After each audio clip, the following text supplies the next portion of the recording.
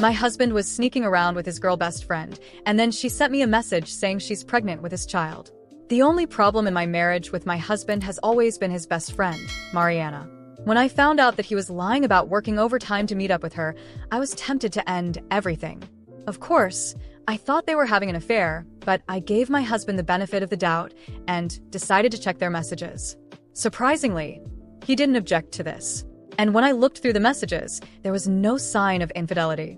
The reason my husband was spending more time with Mariana recently was because the 5-year anniversary of her older sister's death was approaching. During this time, Mariana always became extremely depressed. This really calmed me down, and although I was hurt by the fact that my husband didn't tell me the truth about what he was doing, I could accept that he was just being a great friend. Some time passed, and things were fine until my husband invited me to Mariana's mother's birthday party. I agreed, and was actually quite excited because I wanted to make more female friends and have girls' nights out to relieve work stress. I figured I might meet some women there. I walked into the house with my husband, expecting a simple gathering. And then Mariana did something I had never seen her do before. In all the times that she, my husband, and I had met, she literally ran to him, happy, and immediately wrapped her whole body around his arm, dragging him off to the garden without even saying hello to me. My husband didn't even come back to get me or anything after being taken away. So, I went to the kitchen to ask for a drink, where I was greeted by Mariana's mother. She is a lovely person. We had a pleasant conversation about our lives, and she made sure I felt welcome. The whole event was mostly uneventful until dinner. I sat down next to my husband, and Mariana came up to me and asked me to move. I asked why, since the only other available seat was next to her uncle and mother. And considering it was her mother's birthday, wouldn't she want to sit beside her? Mariana simply replied, because I want to sit next to him. I turned to my husband hoping for support, but he completely caught me off guard. He just nodded and told me to move, saying I was being childish and making a fuss over seating. At that moment, I felt my blood boiling because it was so obvious what Mariana was doing, and my husband was just going along with it. I stood up, trying to stay composed, and told my husband that I was feeling uncomfortable and needed to go to the bathroom. I asked where it was, and Mariana pointed me in the right direction. I left the table and started doing breathing exercises to calm myself down. Once I was in the bathroom, I messaged my brother, explaining the situation. He told me I was being jealous and overreacting. Reluctantly, I agreed and went back to the table, choosing to sit next to Mariana's mother. The entire time, my husband and Mariana were laughing together as if everything he said was the funniest thing she'd ever heard. She kept rubbing his back, touching his arms, and commenting on how much stronger he had gotten, all while throwing smug glances in my direction. The final straw for me was when I put a piece of meat on my plate, and she said, "Are you really going to eat all of that?" I froze in embarrassment while my husband and Mariana laughed at what they apparently thought was a joke. Her mother, visibly uncomfortable, stood up for me, saying the comment was inappropriate and that guests should be treated with respect, but Mariana completely ignored her. Mariana is very pretty, slim, and works out regularly, so hearing that from her stung deeply. I got up from my chair, walked out the front door, and called my dad. I told him I needed him to pick me up and that I would explain everything in the car. When I got in, I broke down and told him everything that had happened. He told me I might be overreacting, but the situation did sound odd, and I was welcome to stay at his place for the time being. I thanked him and went back to our house. While I was trying to settle down, my phone was flooded with messages from my husband and Mariana. Reading them only made things worse. My husband accused me of ruining the dinner and said he was staying at her house for the night. Mariana's messages claimed that I had spoiled her evening with my victim behavior.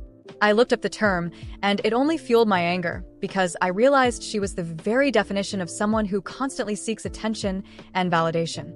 My husband came home around 5 p.m. from Mariana's, and I immediately told him that leaving his wife to stay at another woman's house was disgusting. He started shouting, saying I was overreacting again and that I needed therapy to deal with my jealousy issues. For about a month, my husband became more distant and cold, and I could feel that our argument had driven a wedge into our marriage. Things were clearly going downhill, and although we weren't having outright arguments, the tension in the house was palpable.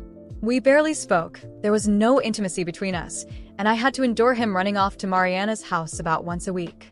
I bit my tongue and held out hope, convincing myself this was just a phase in our marriage and that there would eventually be a light at the end of the tunnel. That hope shattered when I received a message from Mariana with a positive pregnancy test and a threat, saying we should get divorced because the baby was my husband's. I completely froze, utterly clueless about how to react.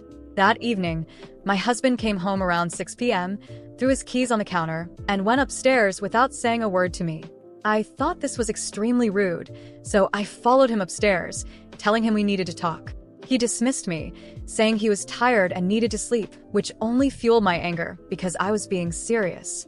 By this point, I was on the verge of tears, feeling entirely neglected, but I managed to hold them back for the moment. Halfway up the stairs, I told him I knew about him and Mariana. I expected him to look shocked, like a deer caught in headlights, but to my surprise, he looked at me confused. I explained my side, showed him the text and what it all seemed like. To my astonishment, he laughed in my face. That laugh filled me with so much rage. I had had enough of being walked all over. I shoved past him into our bedroom, grabbed a suitcase from under the bed, and started packing his things for him.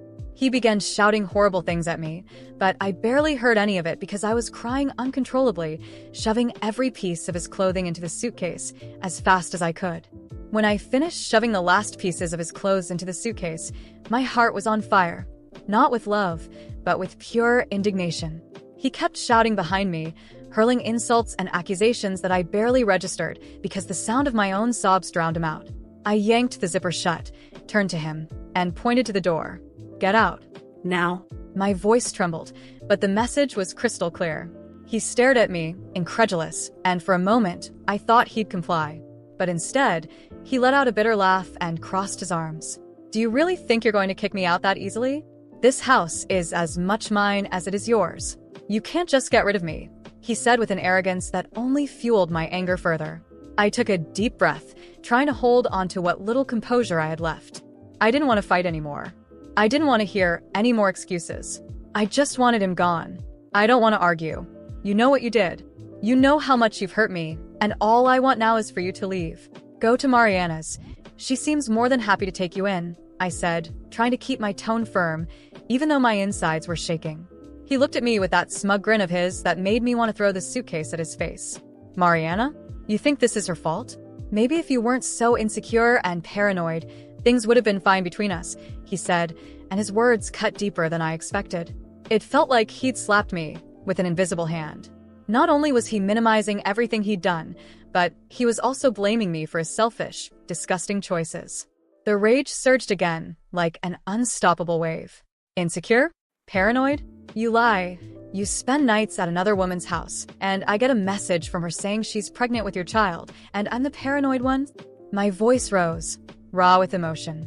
"Don't you dare blame me for your selfish, despicable behavior." He didn't respond, but his smirk faded. I pointed to the door again. "If you don't leave right now, I'll call my dad and the police." And I'm not joking. That seemed to rattle him. He grabbed the suitcase with a sharp movement, but before he stepped out, he stopped at the door and said something I'll never forget. "You're going to regret this. Kicking me out." "I won't forget it." The threat lingered in the air as he slammed the door behind him. I collapsed to the floor, crying, a mix of relief and despair flooding me. As much as I wanted to believe it was over, I knew it wouldn't be that simple. The days that followed were a whirlwind of emotions and uncertainty. My dad insisted that I stay with him for a while, but I decided to stay in my house. It was my space, my life, and I wasn't going to let him take that from me. Still, I couldn't sleep at night. Every creak of the house made me think he might come back, furious, demanding to get in. A week later, I received a message from Mariana. My heart pounded before I even opened it. I didn't want to read it, but curiosity got the better of me. The message read, "I hope you're happy. Now he's with me, where he's always belonged. Enjoy your loneliness." The rage returned with full force, but this time, it was accompanied by something darker. The determination not to let them win. I blocked her number without replying and started thinking about everything I needed to do to protect myself. I contacted a lawyer and started the divorce process, knowing full well that he'd likely make it as difficult as possible.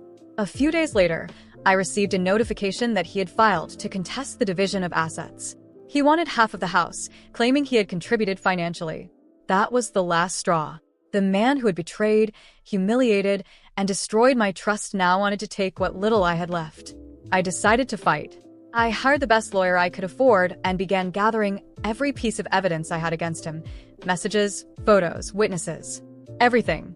I knew it wouldn't be easy, but I was determined to get through this with my dignity intact, even if it meant exposing all his dirt in court.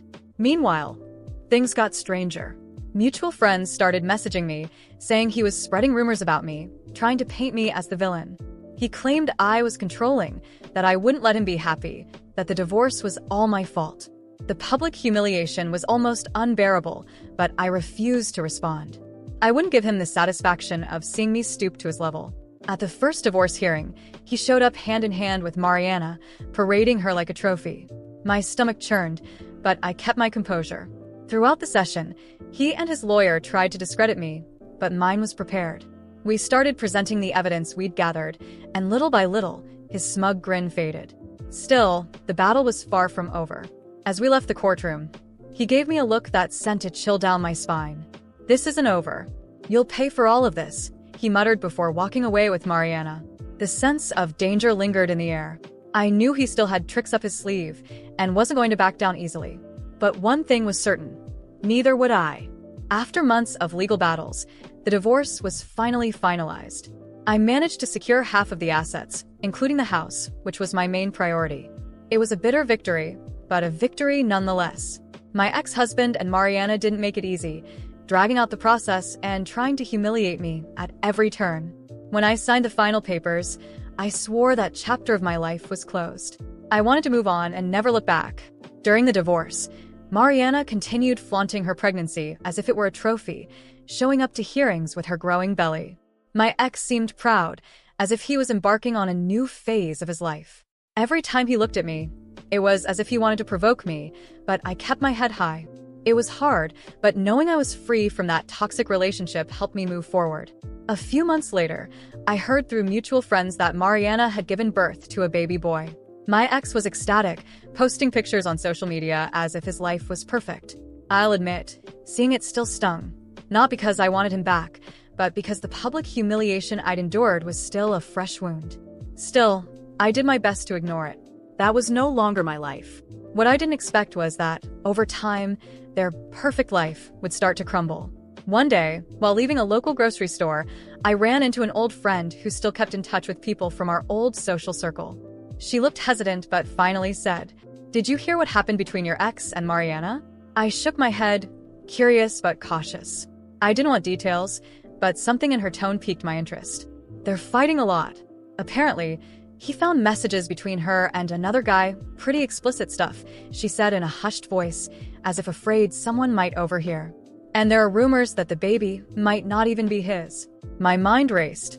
Messages, infidelity, the possibility that the baby wasn't his. It all seemed so surreal, I didn't know what to think. I quickly said goodbye and went home, trying to push the conversation out of my head. After all, their chaos was no longer my problem. Or so I thought. A few weeks later, I got an unexpected message from my ex. He wanted to meet to talk. My first instinct was to ignore it, but something told me there was more to it. I agreed to meet him at a public cafe, where he showed up visibly shaken. His eyes were sunken, and he looked like he'd aged years since I last saw him. "Mariana cheated on me," he started bluntly, staring down at his coffee. "I found messages between her and another guy while she was pregnant." I stayed silent, letting him continue. He seemed like he needed to get it off his chest. I confronted her, asked if the baby was mine, and you know what she said? He let out a bitter, almost desperate laugh. She said no, that the baby belongs to the other guy. I was stunned. Even though I'd cut all emotional ties with him, I never thought Mariana would do something like this. They had destroyed my marriage to be together, and now she was stabbing him in the back. "So, what are you going to do?" I asked, keeping my tone neutral. He shook his head, exhaling deeply. "I don't know. I did a paternity test and she was right. The baby isn't mine. But now she's filed a lawsuit. She's asking for socio-emotional child support." My eyes widened in shock. "What?" "She wants child support from you, for a baby that isn't even yours." "Exactly. Her lawyer says that since I took on the role of father for the first few months, I have an emotional responsibility to the child." It was so absurd I almost laughed, but the devastated look on his face stopped me. Months passed, and the case went to court. Mariana, ever the manipulator, presented evidence that my ex had been a father figure during the baby's early months, even if it was for a short time. She argued that he had created a bond with the child and, therefore, had a financial obligation. To my complete disbelief, the judge agreed and ruled that he had to pay monthly support. The news spread quickly. My ex was devastated, and Mariana carried on with her life as if nothing had happened, seemingly without remorse. Even though I had no connection to him anymore, I couldn't help but feel a mix of shock and a small amount of ironic satisfaction. He had destroyed our marriage to be with her, and now he was trapped in an even more humiliating and unjust situation. Deep down, I knew this wasn't the end of the story. Mariana wasn't the kind of person to pass up an opportunity to manipulate, and my ex, despite everything, still seemed vulnerable to her schemes. As for me, I just wanted to stay as far away from their chaos as possible. But a part of me couldn't help but watch from a distance, waiting to see how it would all unfold. After all, what would Mariana do next? And more importantly, what would he do when he finally realized that his choices had led him down a path of no return? Honestly, that wasn't my problem anymore. He and Mariana had made their choices, destroyed my marriage, and humiliated me publicly to live their so-called perfect life, which was now falling apart. He was paying the price for the decisions he made, and frankly, I couldn't feel sorry for him.